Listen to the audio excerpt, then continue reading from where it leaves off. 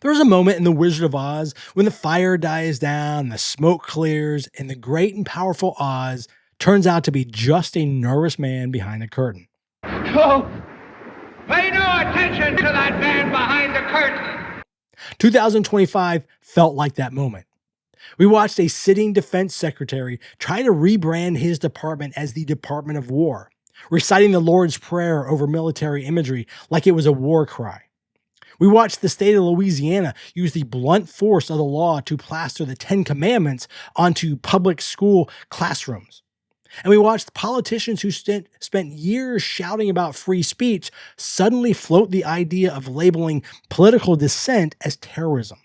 It would be easy to look at the fire and the smoke and say theocracy is rising, but I've looked at the data and I've looked at the demographics, and when the curtain gets pulled back, you don't find a powerful wizard. You find a movement terrified of its own irrelevance. 2025 wasn't the year they took over. It was a year that we saw the man behind the curtain. Thanks for tuning in. I'm Mike Smithgall, the unelected mayor of Atheistville, and this is today's Mic Drop. Now, we know politicians lie, but demographics don't.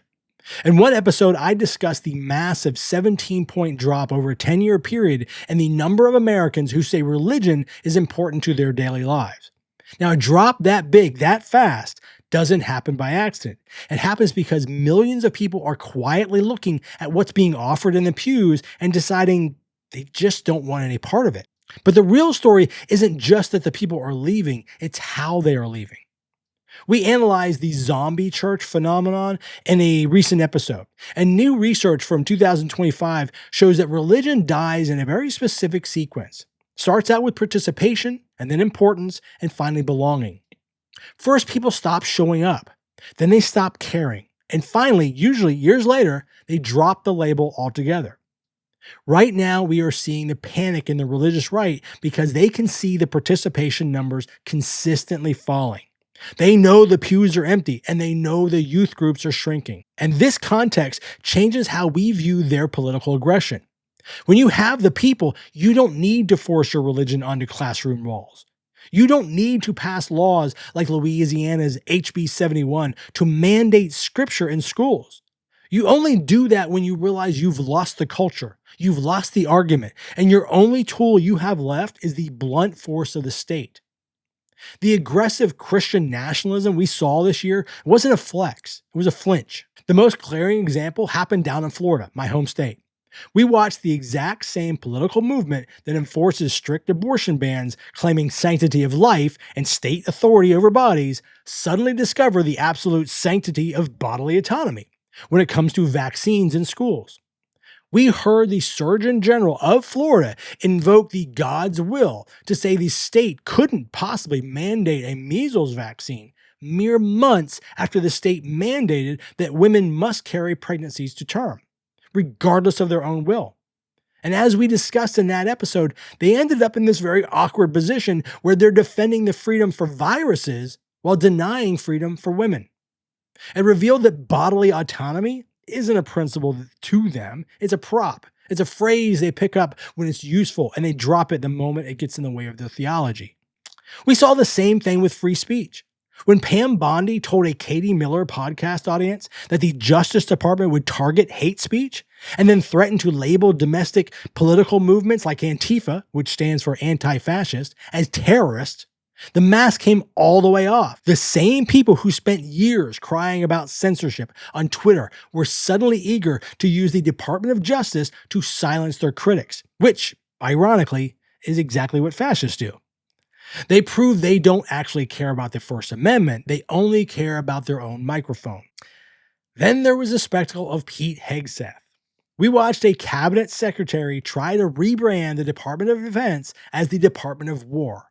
He released a video reciting the Lord's Prayer over military imagery, complete with jets and soldiers and guns, and finally ending with a Department of War logo. It was the perfect snapshot of Christian nationalism. Just like the Wizard of Oz using flames and smoke to terrify Dorothy, they're using the military, jets, and the war logo to try to terrify us. They are turning up the volume because they know they have lost the audience. But when you conflate politics with divine authority, reality has a nasty habit of biting you in the ass. We saw this with the rapture that was supposed to happen. You remember that? Social media was full of warnings. The hashtags were trending. The date was set for September 24th. And then Tuesday happened. And then Wednesday happened. And just like every single doomsday prediction for the last 2,000 years, the sun came up and the world kept turning. These moments matter. They matter because they break the spell. Every time they predict an apocalypse that doesn't happen or claim a divine mandate for a political policy that fails, they lose credibility. They lose the one thing that religion claims to own, which is moral authority. When you wrap your politics in the cross and then your politics turn out to be cynical, hateful, or just plain wrong, you don't elevate your politics, you drag your God down into the mud with you. All right, quick pause. If you haven't subscribed yet, what are you waiting for? I would love to have you join the community here at Atheistville, even if we disagree. Subscribing is absolutely free and it helps more people find these discussions. I'd also like you to leave a comment. I read every single one of them. And again, whether we disagree or not, I will answer you because I do value some open dialogue. And tell someone else about the show if you think they would like it. Or use something in one of these episodes to create some discussion and create some dialogue back and forth. That really helps, and it creates situations where we can get back to having conversations and not just shouting matches. All right, let's get back to it. Despite all the noise, 2025 was also the year I got to talk about what we actually believe instead of just what we're against. I spent a lot of time this year talking about the oldest lie that believers tell about us, that without God, everything is permissible, that morality is impossible without divine punishment hanging over our heads. In the morality episode, I walked through the evidence from biology, anthropology, and history that proves we don't need a 2,000-year-old book to tell us that hurting people is wrong. Morality isn't handed down from on high. It's an evolutionary trait. It's rooted in empathy, cooperation, and the survival advantage of working together. We're moral because we're human, not because we're afraid of hell. I also talked about the God of the gaps, that shrinking space where religion used to have all the answers. Thunder used to be God, now it's meteorology. Diseases used to be demons, now they're viruses. Every time science advances, that space that religion tries to dominate gets smaller. It never expands, it only shrinks. And here's what that means. The secular worldview of evidence and reason and human responsibility, it's the only one that actually delivers results. While they were offering thoughts and prayers and performative bands, we were looking for solutions that work in the real world. My goal isn't to wipe religion off the map. Now, I wouldn't lose any sleep if superstition disappeared tomorrow, but I value my freedom of conscience too much to deny you yours. If I want the right to believe, I have to defend your right to believe. What I'm asking for, what I'm fighting for, is simply a level playing field. I want a government that is neutral. I want a classroom that is honest, and I want a public square where the best idea wins, not the one with the biggest cross. Because here's the truth we learned this year. When faith has to be pushed on people by the state, when it requires laws to force it into schools and threats to silence its critics, it stops looking like morality. It starts looking a lot less like salvation and a lot more like authoritarianism. Okay, that's my 2 cents, unblessed, unfiltered, as always, agree or disagree, but that's what I got for you today. So this episode comes down to one main idea. The noise that we heard from the religious right and the Christian nationalism in 2025 wasn't the sound of the movement on the rise. It was the sound of a movement terrified of its own decline. What matters here is perspective. Don't mistake volume for victory.